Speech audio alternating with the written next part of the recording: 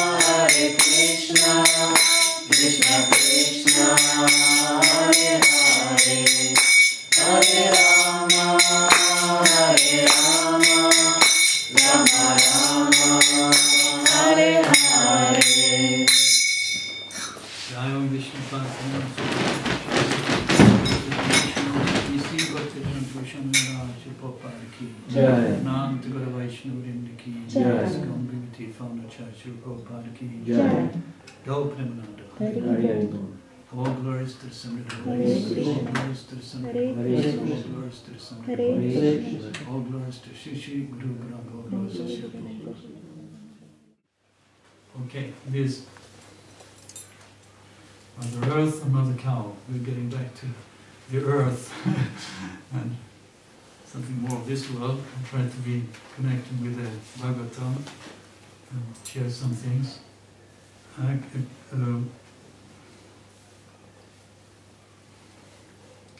Yes, this, when we sing this Jaya Radha Madhava, it's very beautiful for me, because there's Radha and Krishna in a kunj, you know, the trees I saw in Vrindavan and Vraj on the Parikram. Dinabandhu showed me one place there was. He said there was actually a kunj. It was some remote valley that was actually uncut. There was a somewhat undisturbed forestry, so to say, where the trees was growing and it was kind of hanging down. So it was a nice room inside the tree. It was covered by the leaves. Sometimes you see some trees like that. So that's where Radha and Krishna went. And then here's Gopi Janavallabha, is the pleasure of the gopis, and he's the lift of the Govardhan. So he's also very much out his. We have our mountains here, and Govardhan at that time was quite bigger than now, and he was lifting it on his small finger. And then as Yasodananda, he is the son of the Yasoda, and then I don't really get the second verse, the second meaning there. But then he is Yamuna Tira Vanachari. He walks on the banks of the Yamuna. Vanachari makes me think he walks in the forests. Okay. So that Krishna, he's not a town man, but now Satchidananda Swami is bringing him to Mathura. Okay. Of course, that's Krishna. I'm a little bit attached to the forest and all these things, but Krishna is, for the sake of his mission, for his duty, he moves on without. But his original place, the original authentic place, there in Vrindavan, in that very natural environment.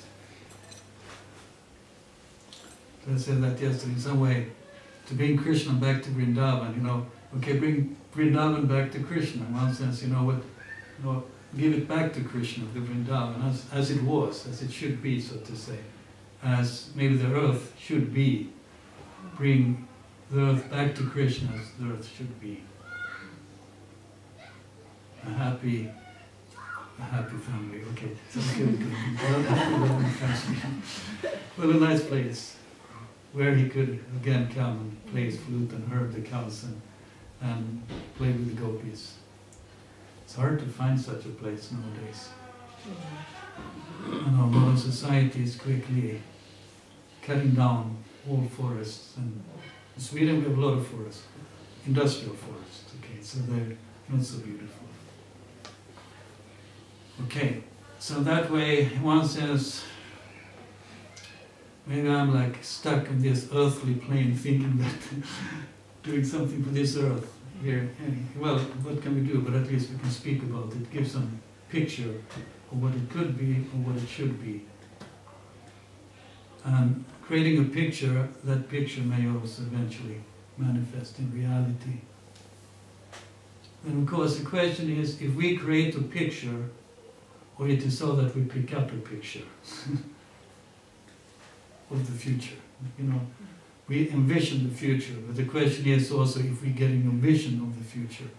Well, of course, we are not Nostradamus, because we could take a ball and then look in it and, let our mind enter into a meditative state and maybe we would see things.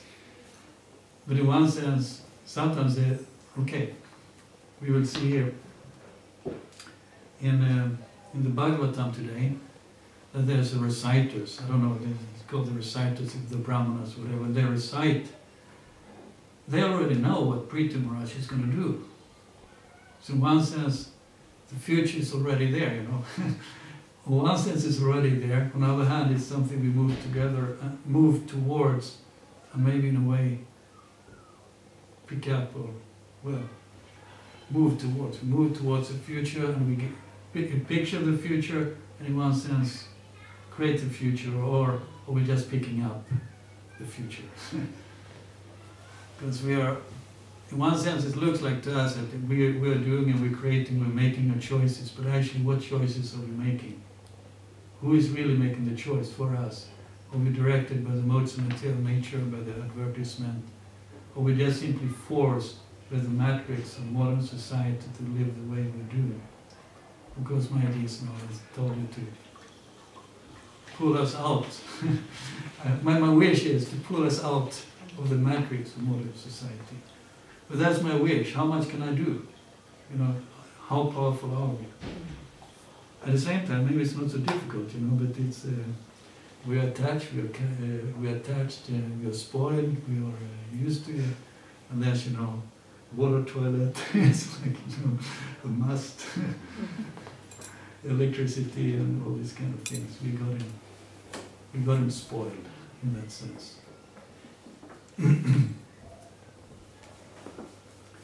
Krishna said, take this, Arjuna and Krishna, there was this pastime where Agni-Dev came in the form of a Brahman and said, you know, you help me, I am digestive disorder. Actually it was Agni, I want to devour that forest. But whenever I start, Indra is pouring down rain. So, you know, help me. So then, okay, we're going to help you. So then Arjuna making some kind of umbrella with arrows, and it was also all kind of beings that were trying to escape, but actually was meant to be part of the medicine. One of those escaping was, if it was Mayadanava, when the demon architecture. So he was escaping. So Arjuna excused him, saved him. And then afterwards he offered Arjuna, he was thankful to Arjuna and said, you know, what can I do for you? I can offer you the science of machines, yantras. But Krishna says, don't take that. The science of machines may make you comfortable, but not happy. That's quite talking, so to say. We may have all the machines, we may have the computer and whatever videos and everything, but does it make us more happy? So of course then Krishna said, now let him build an assembly hall for you and your brothers. Something solid, of course. That became quite a spectacular building as well. That beats the modern, or maybe the modern building is trying to imitate, you know, glass water or water where there's no water and so on. Doors where there's no doors and doors and everything. So that way,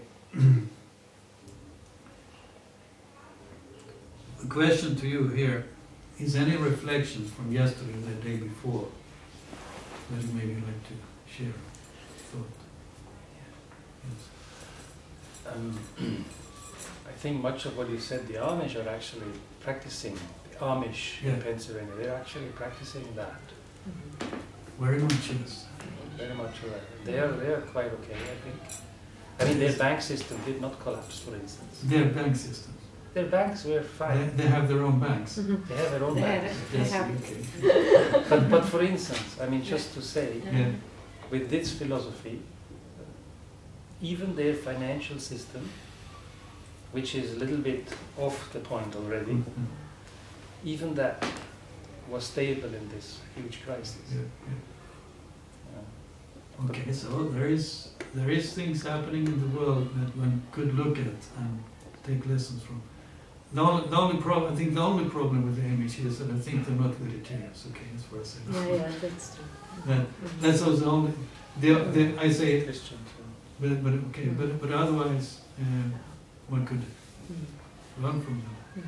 They don't use electricity. They don't use cars.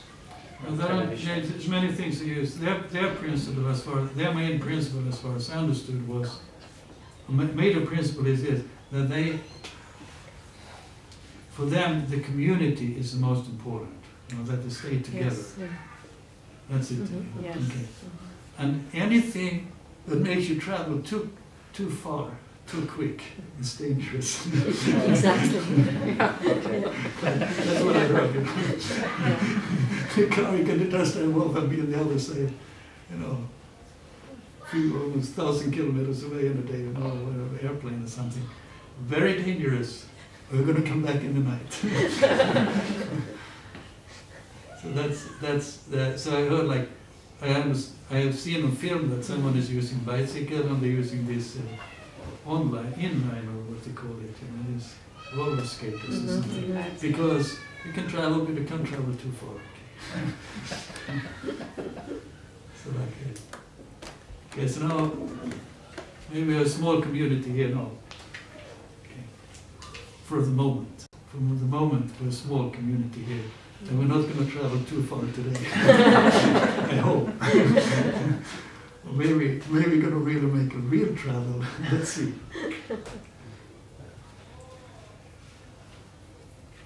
Okay.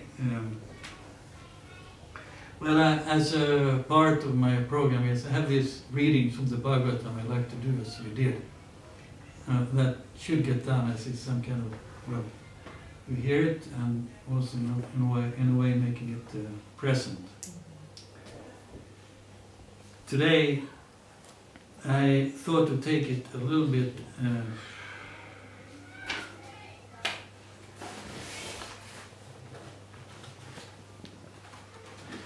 some of you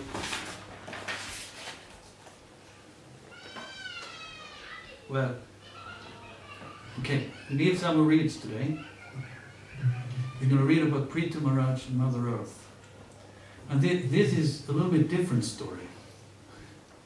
Here we have the Supreme Personality of Godhead coming in the form of a Kshatriya, and he is angry at Earth. You know, he should be kind to Earth. In this case, he's angry. And we will read about that. But all well that ends well.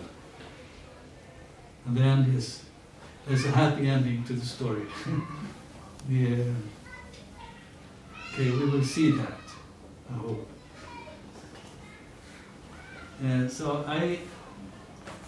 This story is in the 4th canto of the Bhagavatam. May I ask, who has read the 4th canto of the Bhagavatam? Years ago. Years ago? Oh, well, you should read the Bhagavatam.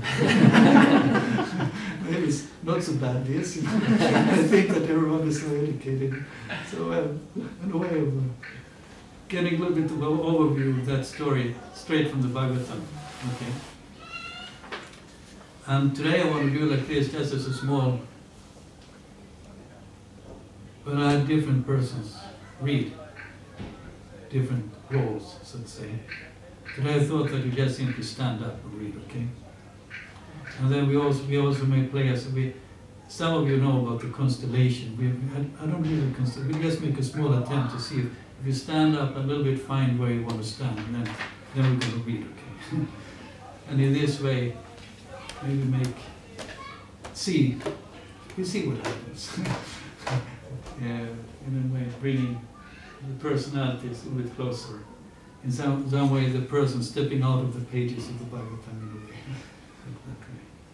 So that's what's my thought, how we do it today. And then we can, afterwards, we read through and then we see if we remember anything. If there's something that's stuck, that you've caught your attention, we can just talk a little bit about that. And then we take a little bit of a break, short break, just something. And well, we reflect a little bit on that, a small break, and then let's see what time goes, but maybe for you, for others, I have a small gift. Okay. Well, let's see. At least it was once given as a gift to me, and I like to share that gift with you. Well, then we start. In this way, the reciter who were glorifying Maharaja Prithu readily described his qualities and chivalrous activities. At the end, Maharaja Prithu offered them various presentations with all due respect and worshipped them adequately.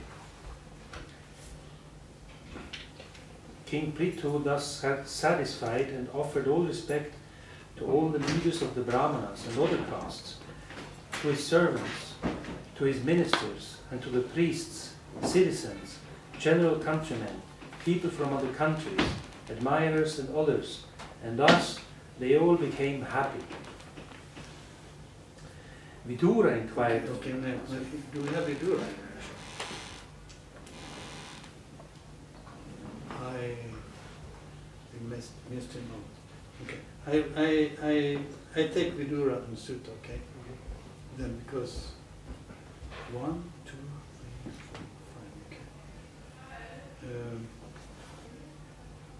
Actually, you're the citizens. You take the part of Vidura, okay? And then you will be citizens also. My dear Brahmana, since Mother Earth can appear in different shapes, why did she take the shape of cow? And why King Prithu milked her, who became the calf? And what was the milking pot? The surface of the earth is by nature low in some places and high in others. How did King Prithu level the surface of the earth? And why did the king of heaven, Indra, steal the horse meant for the sacrifice? The great Sandla king Maharaj Prithu received knowledge from Sanata Kumara, who was the greatest Vedic scholar. After receiving knowledge to be upheld practically in his life, how did the saintly king attain his desired destination? Prithu Maharaj was powerful incarnation of Lord Krishna's potencies. Consequently, any narrations concerning his activities is surely very pleasing to hear, and it produces all good fortune. As far as I am concerned, I am always your devotee as well as devotee of the Lord, who is known as Adoksha. Please therefore narrate all the stories of King Prithu, who in the form of the son of King Vena milked the cow-shaped earth. Okay.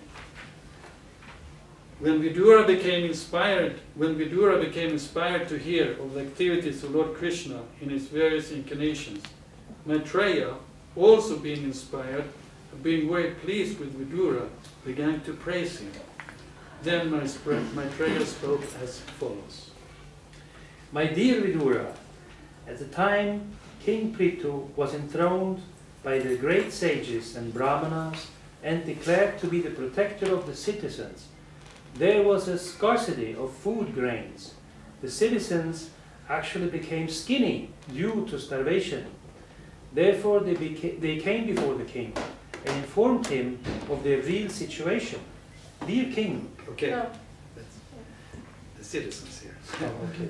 Dear king, just as a tree with a fiber burning in the hollow of the trunk gradually dries up, we are drying up due to the fire of hunger in our stomachs. You are the protector of surrendered souls, and you have been appointed to give employment to us. Therefore, we have all come to you for protection. You are not only a king, but incarnation of God as well. Indeed, you are the king of all kings. You can give us all kinds of occupational engagements. For you are the master of our livelihood.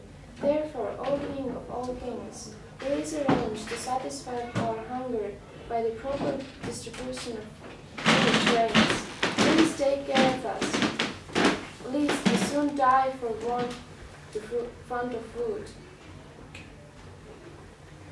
After hearing this lamentation and seeing the pitiable condition of the citizens, King Prithu contemplated this matter for a long time to see if he could find out the underlying causes. When the earth saw that King Prithu was taking his bow and arrow to kill her, she became very much afraid and began to tremble. When the earth saw that King Prithu was taking his bow and arrow to kill her, she became very much afraid and began to tremble. She then began to flee, exactly like a deer, which runs very swiftly when followed by a hunter. Being afraid of King Prithu, she took the shape of a cow and began to run. Seeing this, Maharaja Prithu became very angry, and his eyes became as red as the early morning sun. Placing an arrow on his bow, he chased the cow-shaped earth wherever she could run. The cow-shaped earth ran here and there in outer space between the heavenly planets and the earth, and wherever she ran, the king chased her with his bow and arrows. Just as a man cannot escape the cruel hands of death, the cow-shaped earth could not escape the hands of the son of Vina. At length the earth, fearful, her heart aggrieved, turned back in helplessness. Okay. Then we have the verse there. Addressing the great opulent King Prithu as the knower of the religious principle and the shelter of the surrendered, she said, "Please save me. You are the protector of all living entities. Now you are situated as the king of this planet." The cow-shaped earth continued to appeal to him. "I am very poor and have not committed any sinful activities. I do not know why you want to kill me, since you are supposed to be the knower of all religious principles. Why are you so envious to me? Why are you so anxious to kill a woman? Even if a woman does commit some sinful activity, no one should place his hand upon her. And what to speak of you, dear king, who are so merciful? You are the protector, and you are affectionate to the poor. My dear king, I'm just like a strong boat, and all the paraphernalia of the world is standing upon me. If you break me to pieces, how can you protect yourself and your subjects from drowning? My dear earth, you have disobeyed my orders and rulings. In the form of a demigod, you accepted your share of the yagyas we performed, but in return, you have not produced sufficient food grains. For this reason, I must kill you. Also, you are eating green grass every day. You are not filling your milk bag so we can utilize your milk. Since you are willfully committing offenses, it cannot be said that you are not punishable due to your assuming the form of a cow. You have so lost your intelligence that, despite my orders, you do not deliver the seeds of herbs and grains formerly created by Brahma and now hidden within yourself. Now, with the help of my arrows, I should cut you to pieces, and with your flesh satisfy the hunger-stricken citizens, who are now crying for want of grains. Thus, I shall satisfy the crying citizens of my kingdom.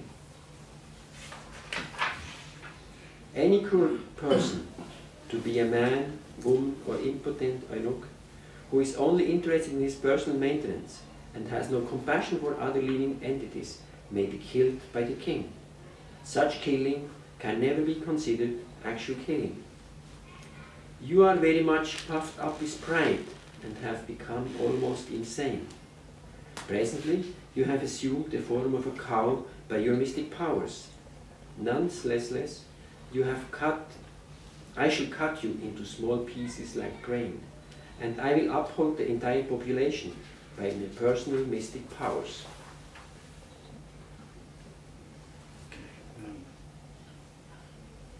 Let's see here. I jump in there. At this time, Prithu Maharaj became exactly like Yamaraj, and his whole body appeared very angry. In other words, he was anger personified. After hearing him, the planet Earth began to tremble. She surrendered and with folded hands began to speak as follows. My dear Lord, O Supreme Personality of Godhead, you are transcendental in your position, and by your material energy you have expanded yourself in various forms and species of life through the interaction of the three modes of material nature. Unlike some other masters, you always remain in your transcendental position, and you are not affected by the material creation, which is subject to different material interactions. Consequently, you are not bewildered by material activities. My dear Lord, you are the complete conductor of the material creation. You have created this cosmic manifestation and the three material qualities, and therefore you have created me, the planet Earth, the residing place of all living entities. Yet you are always fully independent, my Lord. Now that you are present before me and ready to kill me with your weapons, let me know where I should go take shelter, and tell me who gives me protection. In the beginning of creation, you created all these moving and non-moving living entities by your inconceivable energy. Through this very same energy, you are now prepared to protect the living entities. Indeed, you are the supreme protector of religious principles. Why are you so anxious to kill me, even though I am in the form of a cow? My dear Lord, although you are one, and by your inconceivable potencies, you have expanded yourself in many forms. Through agency of Brahma, you have created this universe. You are therefore directly the Supreme Personality of Godhead. You are not sufficiently experienced, cannot understand your transcendental activities because these persons are covered by your illusionary energy. My dear Lord, by your own potency, you are the original cause of the material elements, as well as the performing instruments, the senses, the workers of the senses, the controlling demigods, the intelligence and the ego, as well as everything else. By your energy, you manifest this entire cosmic creation, maintain it and dissolve it. Through your energy alone, everything is sometimes manifest and sometimes not manifest. You are therefore the Supreme Personality of Godhead, the cause of all causes. I offer my respectful obeisances unto you. My dear Lord, you are always unborn. Once in the form of the original boar, you rescue me from the waters in the bottom of the universe. Through your own energy, you created all these physical elements, the senses, the heart, the maintenance of the world.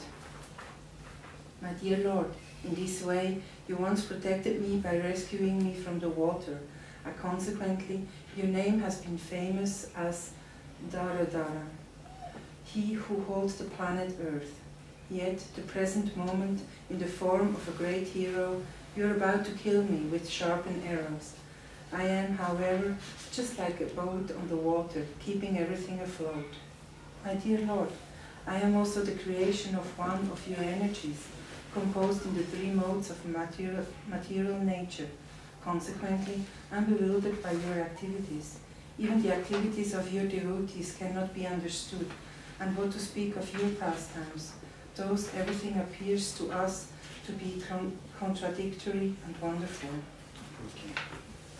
End of chapter 17. You can sit down. The citizens have done their job. They were hurt by the king. It's a little bit. I know it gets a little bit heavy to stand up for me. You sit down. Maitreya speaks. Chapter 18, 4th Canto, Bhagavatam. My dear Vidura, at that time, after the planet Earth finished her prayers, King Prithu was still not pacified, and his lips trembled in great anger. Although the planet Earth was frightened, she made up her mind and began to speak as follows in the order to convince the king. My dear Lord, please specify your anger completely and hear patiently whatever I submit for you. Please turn your kind attention to this.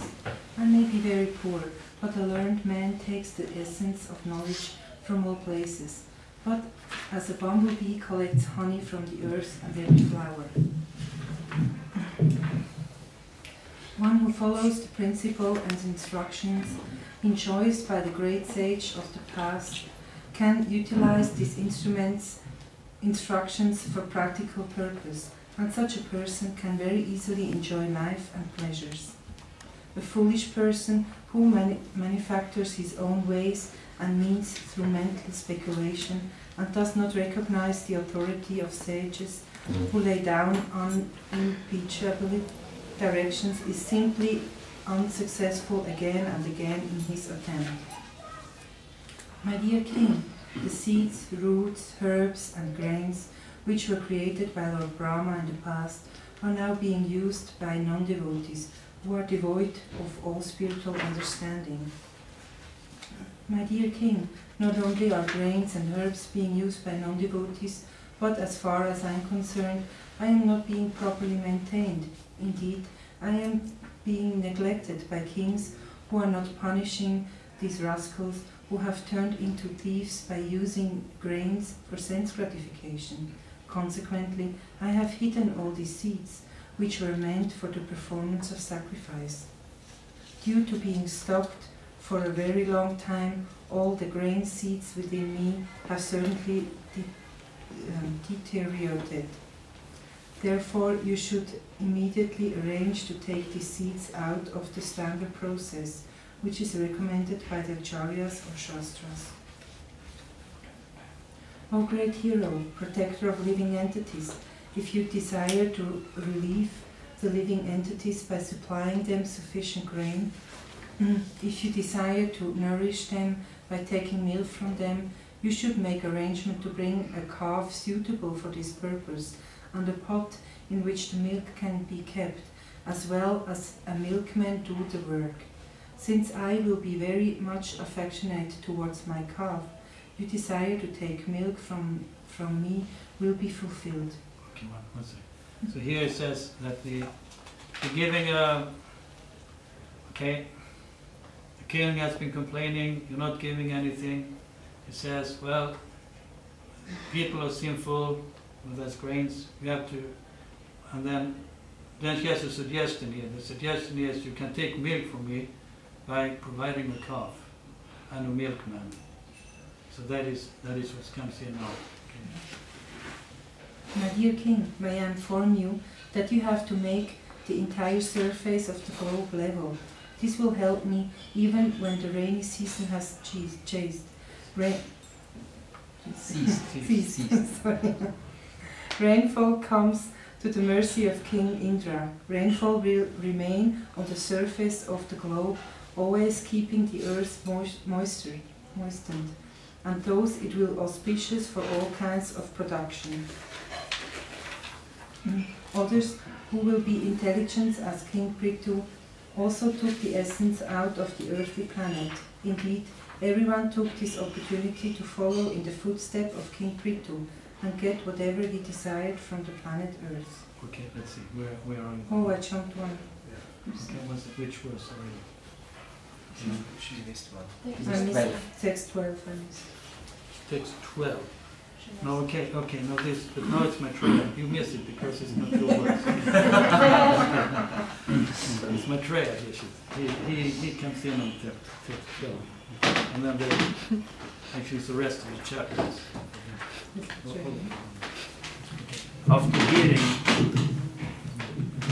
After hearing the auspicious and pleasing words of the planet Earth, the king accepted them. He then transformed Swayambhuva Manu into a calf and milked all the herbs and grains from the earth in the form of a cow, keeping them in his cupped hands.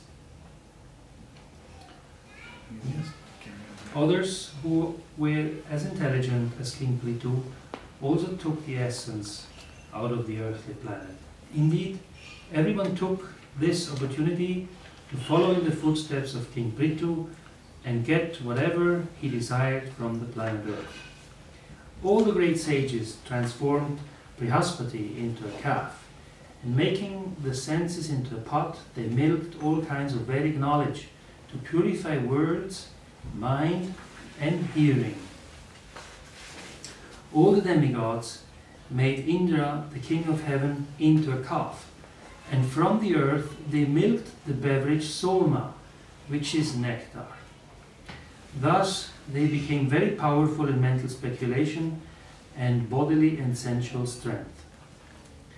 The son of Diti and the demons transformed Prahlada Maharaja, who was born in an Asura family, into a calf, and they extracted various kinds of liquor and beer which they put into a pot made of iron. There must have been some English or the inhabitants of Gandharva Loka and Apshara Loka made Vishvavasu into a calf, and they drew the milk into a lotus flower pot. The milk took the shape of sweet musical art and beauty. The fortunate inhabitants of Pitirloka, who preside over the funeral ceremonies, made Aryama into a calf. With great faith, they milked caviar, food offered to the ancestors, into an unbaked earthen pot. After this, the inhabitants of Siddhaloka, as well as the inhabitants of Vidyadharaloka, transformed the great sage Kapila into a calf, and making the whole sky into a pot, they milked out specific yogic mystic powers, beginning with anima. Indeed, the inhabitants of Vidyadharaloka acquired the art of flying in the sky. Others also, the inhabitants of planets known as Kimpurusha Loka, made the demon Maya into a calf, and they milked out mystic powers by which one can disappear immediately from another's vision and appear again in a different form.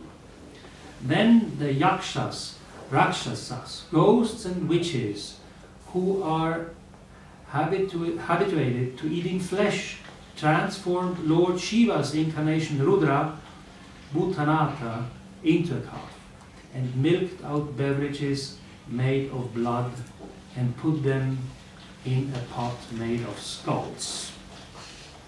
Thereafter, cobras and snakes without hoods, large snakes, scorpions, and many other poisonous animals took poison out of the planet Earth as their milk and kept this poison in snake holes. They made a calf out of takshaka.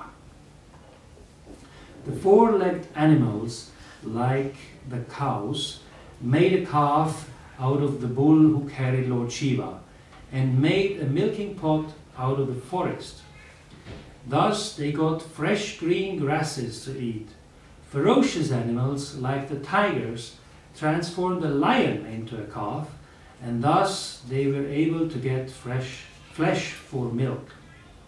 The birds made a calf out of Garuda and took milk from the planet Earth in the form of moving insects and non-moving plants and grasses. The trees made a calf out of the banyan tree, and thus they derived milk in the form of many delicious juices. The mountains transformed the Himalayas into a calf, and they milked a variety of minerals into a pot made out of peaks of hills. The planet Earth supplied everyone his respective food. During the time of King Prithu, the earth was fully under the control of the king. Thus, all the inhabitants of the earth could get their food supply by creating various types of calves and putting their particular types of milk in various pots. My dear Vidura, chief of the Kurus, in this way King Prithu and all the others who subsist on food created different types of calves and milked out their respective edibles. Thus they received their various foodstuffs, which were symbolized as milk. Thereafter, King Prithu was very satisfied with the planet Earth, for she sufficiently supplied all food to various living entities. Thus, he developed an affection for the planet Earth, just as if she were his own daughter. After this, the king of all kings, Maharaja Prithu, leveled all the rough places on the surface of the globe by breaking up the hills with the strength of his bow. By his grace, the surface of the globe almost became flat. To all the citizens of the state, King Prithu was as good as a father. Thus, he was visibly engaged in giving them proper subsistence and proper employment for subsistence. After leveling the surface of the globe, he earmarked different places for residential quarters, inasmuch as they were desirable. In this way, the king founded many types of villages, settlements, and towns, and built forts, residences for cowherdsmen, stables for the animals, and places for the royal camps, mining places, agricultural towns, and mountain villages. Before the reign of King Prithu, there was no planned arrangement for different cities, villages, pasturing grounds, etc. Everything was scattered, and everyone constructed his residential quarters according to his own conveniences. However, since King Prithu's plans were made for towns and villages. And 18th chapter. Srimad Bhagavatam ki jai. Jai. Okay, thank you for listening. Really, Hare Krishna.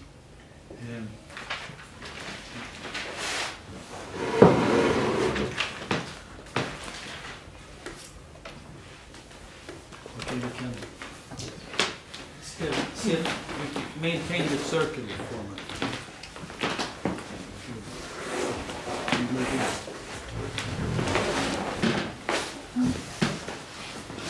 Let me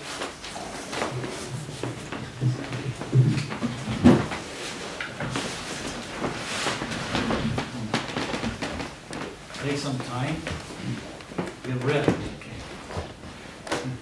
Something happens. Any reflection or question?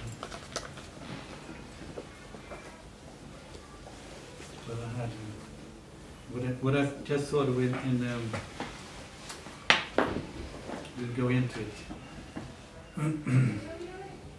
The king, why was he angry on the cow? He even wanted to shoot an arrow. So that was explained. She was actually as a demigod being participating in sacrifices and did not return the grains. And thus he became angry because he said, "You're not doing your duty." So that's quite interesting. The loving king, the father of the society, he do become angry, and he hold her responsible. We say like that, and that is, I would say, would be then the king. He, in one sense, he gives facilities, but he also holds you responsible. So that's the interesting principle in one sense. With a loving care. You know, it's okay. All peace and love. Okay, yes, peace and love. Okay. Oh, it's okay, Earth. You're not doing your duty, but in this case, he got upset because he's not doing his duty. So in that way, we could say that's another side of love. True love then would be, duty is not done, why not? And that's maybe, creates a certain heaviness. How to say heaviness, or well, a little bit more heavy than we maybe think. Because I said we want peace and love. Okay, love in a sentimental way, but here it's not sentimental. Well, there's an affectionate relationship, and there's a change. But you have something to do. You haven't done it. Why not? So in that way, the king keeps, let's say, the society in order, making sure that everyone is doing their part of the whole thing. And that is, I would say, that is love. Though it may not be as we think. It's not sentimental. So that is what I take. His, non-doings of non-performance of duty made him upset. And that may be also in a different way, on a different level in organizations or whatever. If the manager or whatever, well, it's okay, you don't do your duty, but well, someone doesn't do his duty, another one does his duty, and if, well, it comes like an imbalance in the system, so to say, you know. Well, if he doesn't do it, why should I do it, you know? Comes a lot of quarrel and effect. So therefore I say, that's just one point I take. He hold responsible. And another one was affection of the Mother Earth. She needed a cow. No, the cow, as a cow. She needed a calf. And of course, then there came out all these different calves and milkmen. And there we can also, in a way, see in the modern society, well, everyone is taken from the earth. As described here, even blood, these witches, you know, some other don't ask how, but that was their share. But they had the calf, and but the principle why it should deliver, or how, was by affection. Actually, in one sense, the king holds responsible, so we can say there's force. At the same time, there's maybe, I don't know, contradiction, but the point of holding responsible, at the same time there's a point of affection. So if there's affectionate relationship, we like to give. If there's no affection, more difficult to give, so to say. So in that way, if there's affection, I don't say love, no, I like the word affection, because that's, I can feel affection, I can feel affectionate to disciples, men. We feel affectionate for our mother and mothers and whatever, daughters, sisters, brothers, like that. There can be an affectionate relationship. And when there's some affection, yes, what do you need? It's easy to give and take. If there's no affection, it becomes difficult. Of course, the parents are affectionate to the child, I assume. So they are, in general.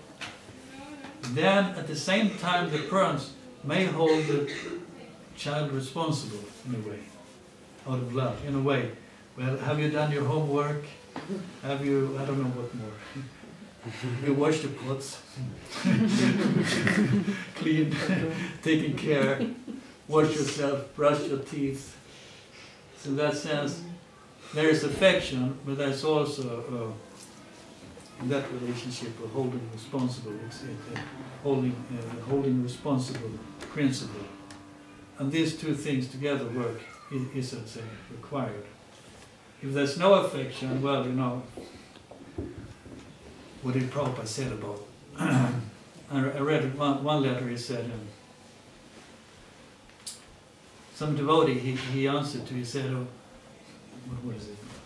Impersonal business arrangements. We should not have impersonal business arrangements. That then the whole movement is destroyed. You know, so I mean, in business, well, okay, business. Well, you know, if you pay me so much, I do this much.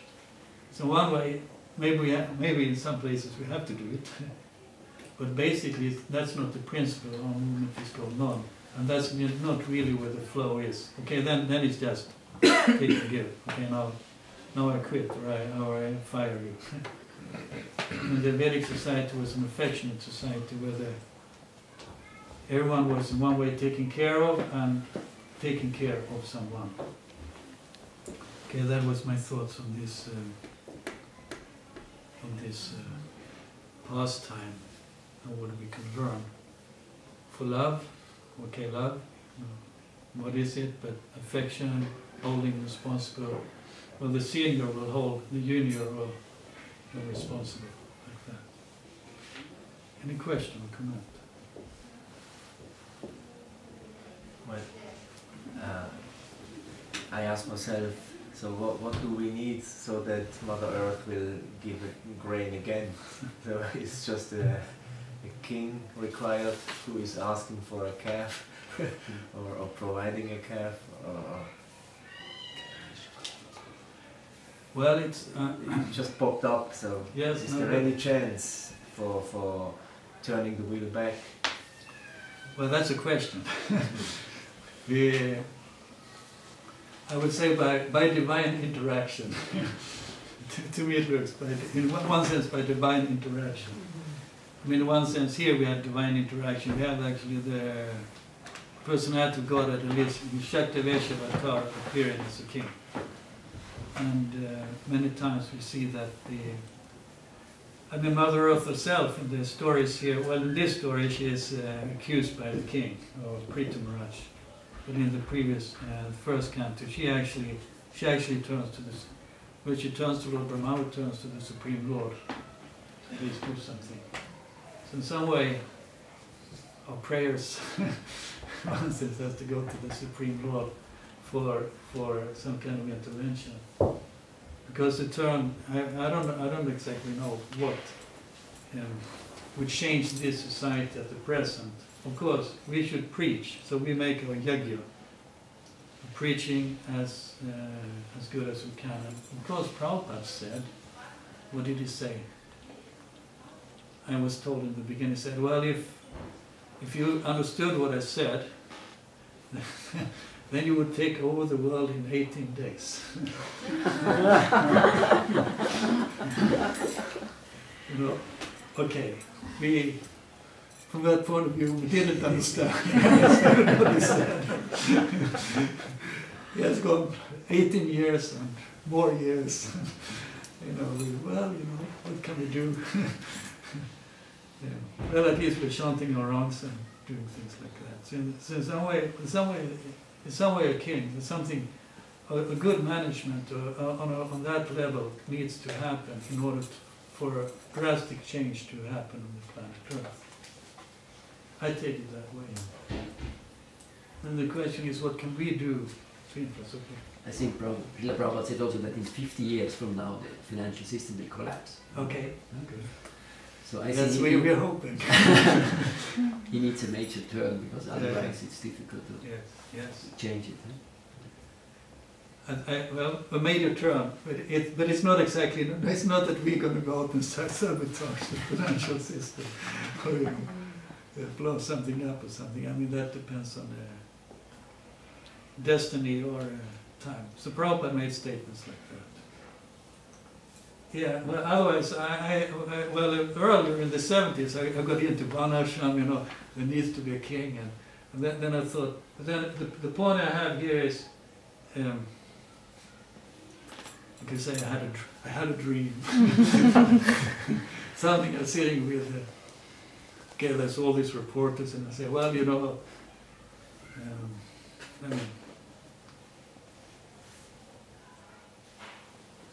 okay, we need a kshatriya, okay. Where is it going to come? I would say, from the pages of the Bhagavatam.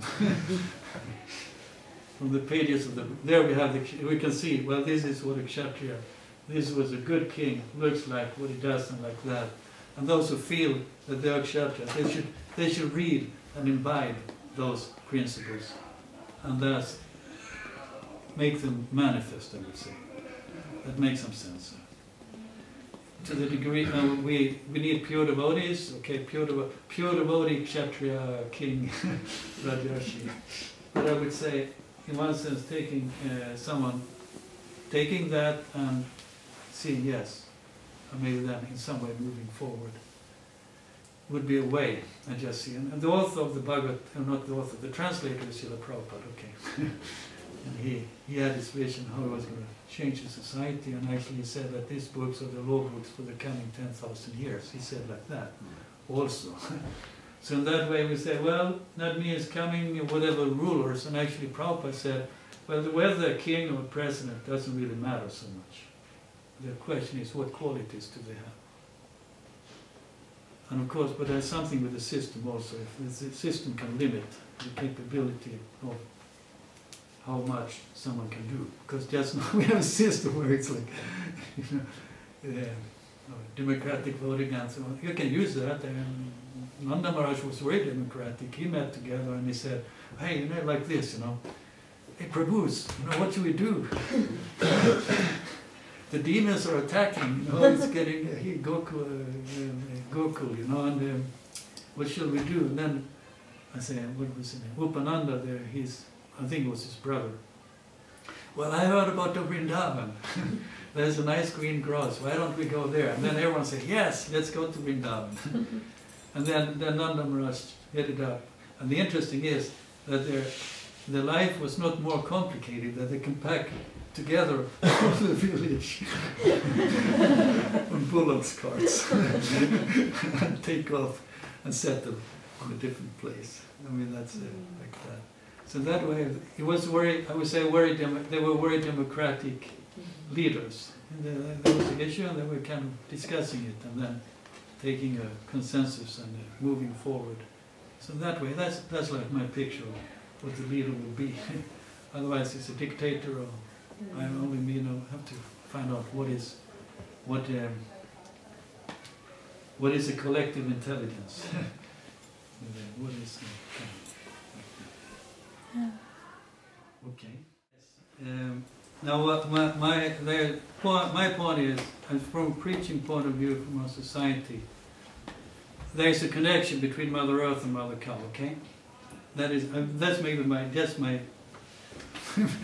main point, so to say. We can not just take care of the ecology and everything, and neglecting the cow. That's one point. At least one.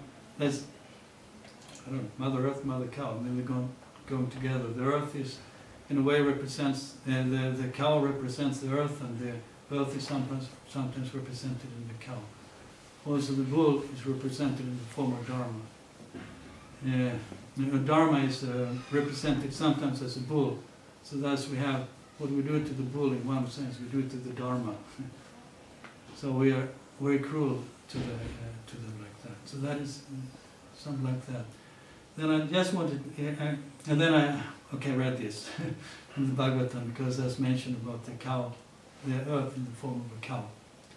So I just want to bring up that point. And then in connection with that, a little bit, hopefully, discussion. I don't know if it became so much of a discussion, but I maybe think a little bit about what we can do, at least some things. What can we as devotees do? That's a question. What do we need? Maybe it's really needed a political change, so to say, to really bring about the change. Then what can we do as devotees? Well, I say we can preach, but also then we had the point about, for me it's a little bit, okay, we preach, but then what is our living examples of our preaching? And that is one point. It would be nice if we have some living examples of our preaching. And then there's another point is, well, I make the point about, I haven't really made the point maybe, what can you do for Earth, change the Earth. But one point is that, well, you can have a small or big garden, okay? Just as a practical advice. You can invest in the bank, but you don't know if the bank is going to stand, okay? It's a financial crash, okay, what happens? So in one sense, just like we offer a leaf, a flower, fruit, or water to Krishna. One leaf, one fruit. You can't offer all fruits, and you have to offer me all fruits. No, just take one leaf, one flower, offer it to me, with love. So in a way, we can take, maybe the devotees can take one small piece of land and make a nice garden for Krishna. And in that way at least we cared for one small piece of earth, of the earth. And in one sense, in that way, doing something for the earth. And at the same time doing something for Krishna, because we take the fruits of the garden and offer it to Krishna with love.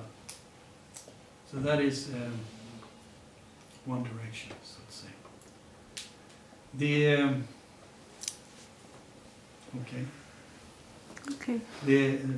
So far.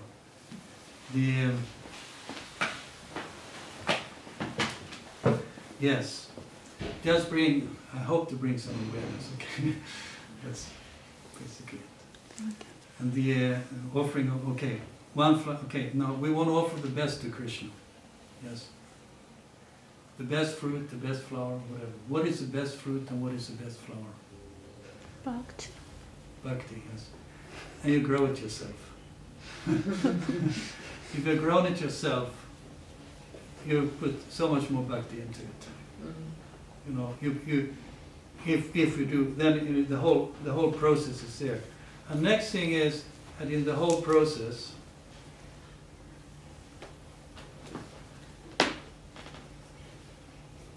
we are in control of the situation.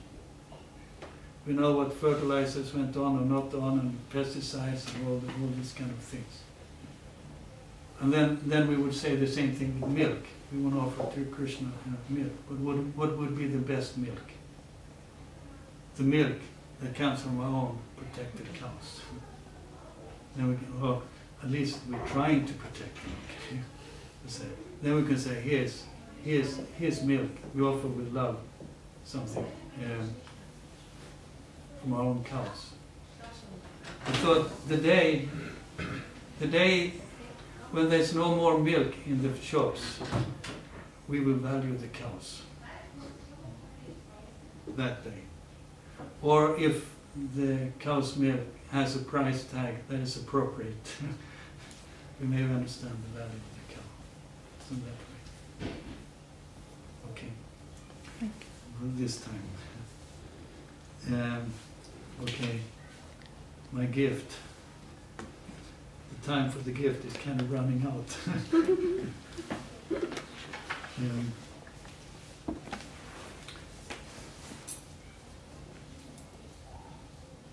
Okay, it's 12:27.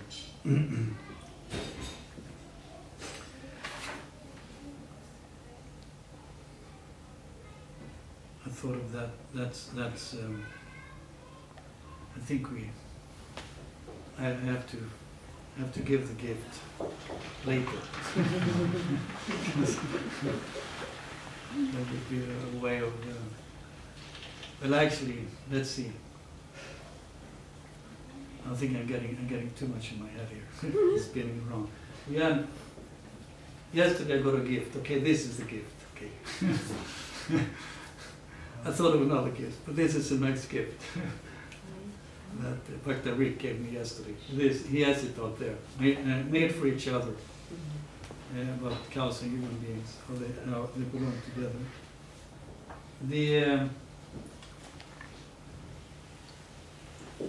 It's a small story. It's a sweet story. I think it's a nice way to end it. Yesterday, Lord, we should end with something sweet. From cruelty to kindness, cow changed her heart. From Go Seva Chamatkar, a true story.